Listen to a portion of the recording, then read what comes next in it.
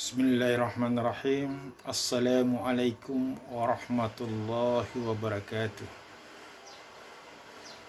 Alhamdulillahi rabbil alamin wal aqibatu lil muttaqin wala udwana illa 'alal zalimin.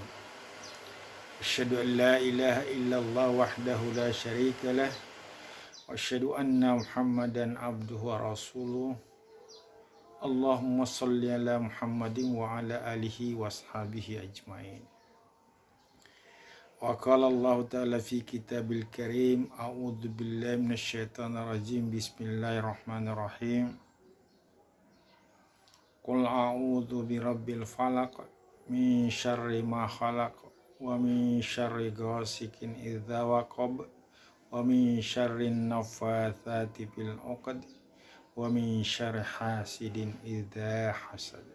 Sadaqallahul azim wa sadaqa rasuluhun nabiyul karim wa nahnu ala dzalika minasyahidin wasyakirin walhamdulillahi rabbil alamin. Hadirin sidang jamaah rahimakumullah.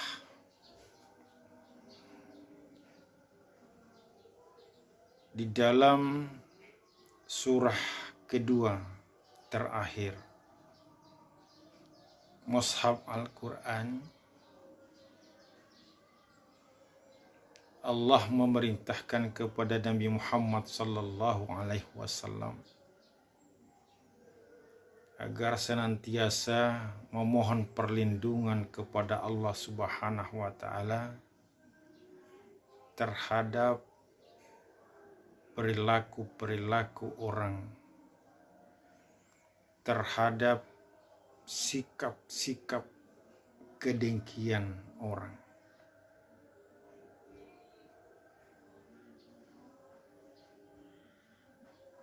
Mengapa?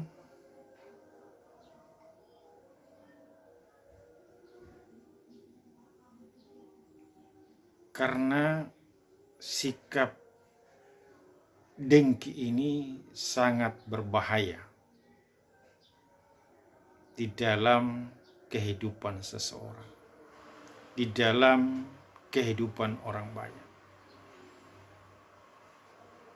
Hasad dan dengki ini dapat menghapus segala amal-amal kebajikan. Di dalam surat tersebut menunjukkan atau menegaskan bahwa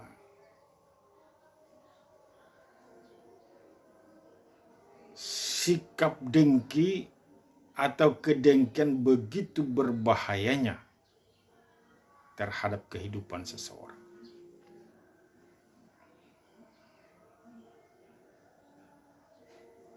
Oleh karena itu Allah meminta pada Nabi Muhammad SAW agar senantiasa bermohon kepada Allah agar dilindungi dari perilaku-perilaku kedengkian ini.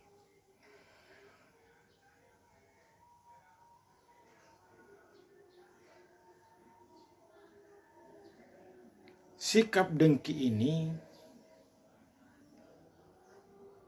adalah satu sikap dan perilaku tidak senang terhadap kelebihan dan keunggulan yang dimiliki oleh orang lain. Misalnya, memiliki keunggulan di bidang harta, kekayaan, di bidang harta benda, atau memiliki keunggulan di bidang keilmuan, jabatan, prestise, dan lain sebagainya.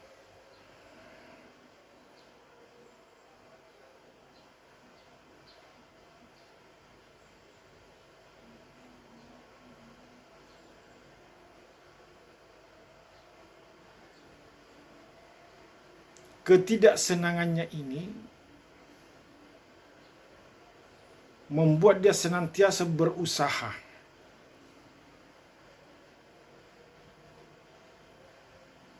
untuk melakukan perbuatan-perbuatan yang menjatuhkan orang yang didengki. Bukan hanya sampai di situ,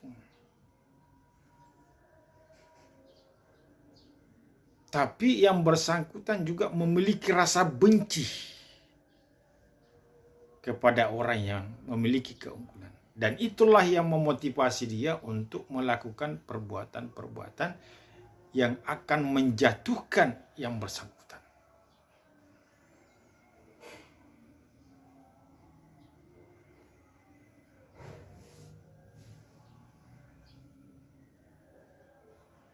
Rasulullah Sallallahu Alaihi Wasallam bersabda bahwa kedengkian ini akan menghapus amal perbuatan baik sebagaimana api membakar kayu bakar yang kering.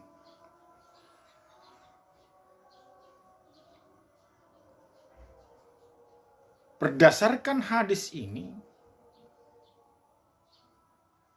perbuatan baik apapun yang sudah dilakukan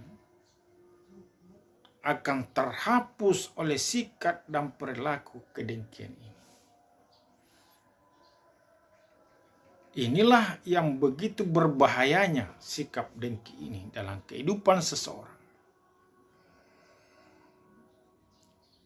Di samping itu, untuk menjatuhkan orang, pasti dia akan melakukan berbagai macam trik-trik dan cara-cara agar orang tersebut.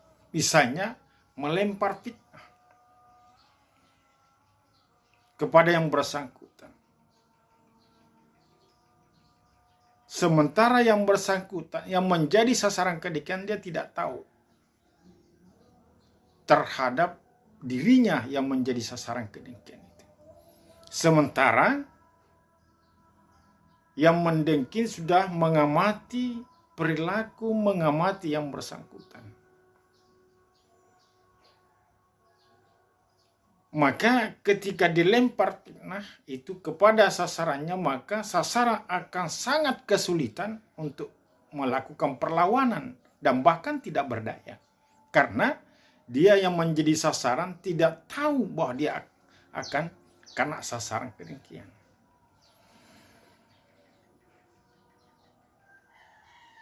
Maka dalam sebuah hadis, salah satu orang yang akan bangkrut di hari kemudian adalah orang yang memiliki sikap dan perilaku kedengkian ini di hari kemudian.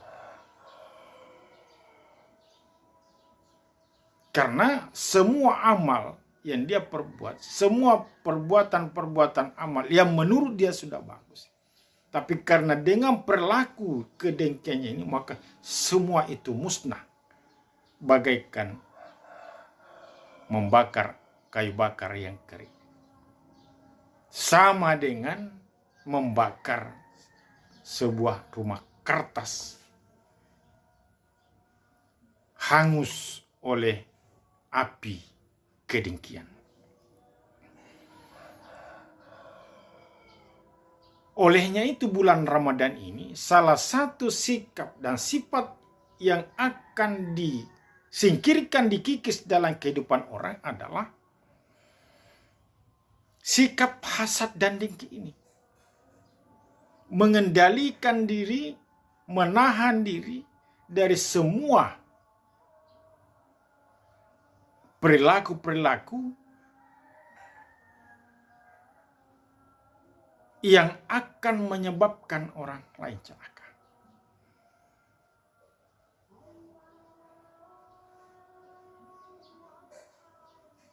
Dan pada hari kemudian ketika sampai pada proses penghisapan, salah satu yang membuat amal haji kita, amal-amal sholat kita, amal-amal jariah kita, amal zakat kita, amal haji kita, tidak ada arti dan gunanya di hadapan Allah Subhanahu wa Ta'ala karena dia terkikis dan dihapus oleh sikap dan perilaku kedengkian. Oleh karena itu hadirin sidang jamaah, marilah kita menghindari, menjauhkan diri kita dengan menggunakan media puasa ini mengikis.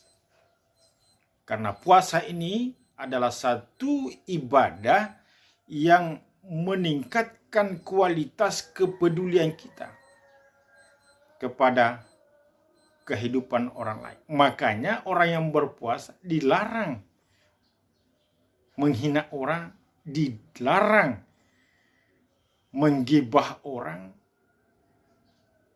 Nah, semua itu bentuk-bentuk penyakit hati. Dan puasa ini akan melatih untuk itu. Oleh karena itu, dalam sebuah kisah, seorang ulama sufi mengkisahkan peristiwa yang dia alami ketika dia menenun pakaian dengan sutra dan ditenun dengan seindah mungkin, sebagus mungkin. Kemudian ada seorang pangeran yang melihat dan tertarik untuk membelinya. Namun ketika sang pangeran membawa pergi dan memeriksa barang yang dibeli, dia kembalikan. Kenapa? Ternyata ada cacat di dalamnya. Seorang sufi yang menenun kain sutra ini menangis. Lalu sang pangeran mengatakan, tidak usah menangis. Karena saya tidak akan mengembalikan kain ini. Saya hanya mengatakan ada cacat.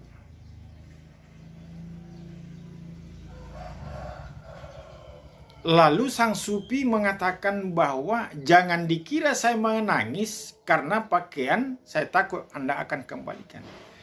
Tapi saya menangis membayangkan bagaimana ketika sampai di hadapan Allah Subhanahu wa taala,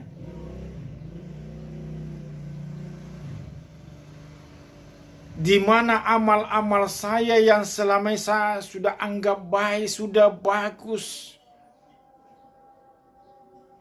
dan saya lakukan dengan cara yang terbaik. Ternyata sampai di hadapan Allah, semua amal-amal saya menurut Allah tidak ada yang dikerjakan karena Allah Subhanahu wa taala. Inilah yang saya tangisi. Padahal di hari kemudian ketika kita sudah berada di hadapan Allah, kita tidak akan kembali ke dunia untuk merubah sikap dan perilaku kita, untuk melakukan kebajikan-kebajikan. Inilah yang menjadi tangisan saya. Bagaimana kalau sudah di hari kemudian begini modelnya amal yang saya sudah bagus, saya anggap baik, tapi menurut Allah tidak bagus. Apa yang bisa kita lakukan? Oleh karena itu hadirin sidang jamaah rahim, marilah kita buang jauh-jauh semua sikap dan perilaku, khususnya perilaku dengki. Salah satu sikap dan perilaku yang sangat berbahaya untuk masa depan kita di hari kemudian di hadapan Allah Subhanahu wa taala. Maka marilah kita jadikan media ibadah puasa ini untuk mengikis sikap-sikap batin yang tidak baik, mengikis perilaku-perilaku dengki yang akan menghapus segala amal-amal yang pernah kita lakukan. Demikianlah yang dapat saya sampaikan. Mudah-mudahan ada manfaatnya. Wabillahi taufiq wal hidayah. Wassalamualaikum warahmatullahi wabarakatuh.